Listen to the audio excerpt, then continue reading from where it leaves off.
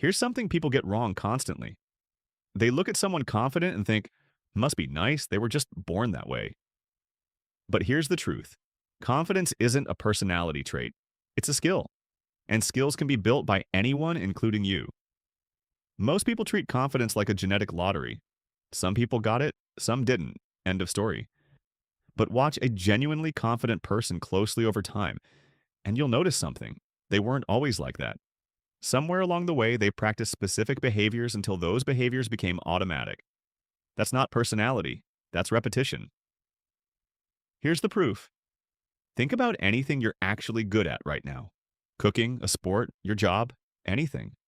You weren't good at it on day one. You were clumsy, uncertain, probably a little embarrassing. Then you did it again and again. Eventually, the uncertainty faded and competence took over. Confidence works exactly the same way. It's not a feeling you wait for. It's a byproduct of reps.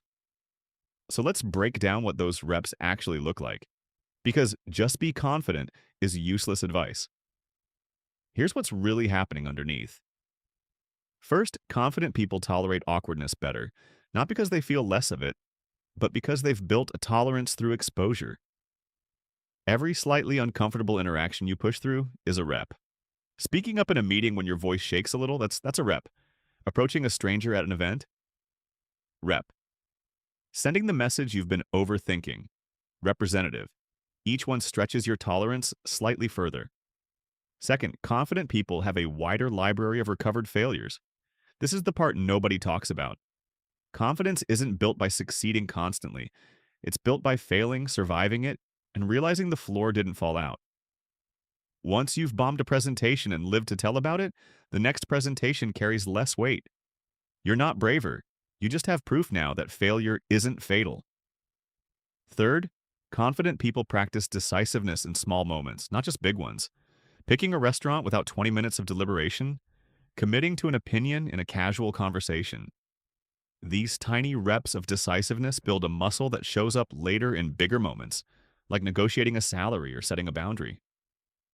Here's how to actually apply this. Pick one low-stakes situation this week where you'd normally hesitate. Ordering first at a restaurant. Sharing your actual opinion instead of a hedged version. Making eye contact a beat longer than feels natural.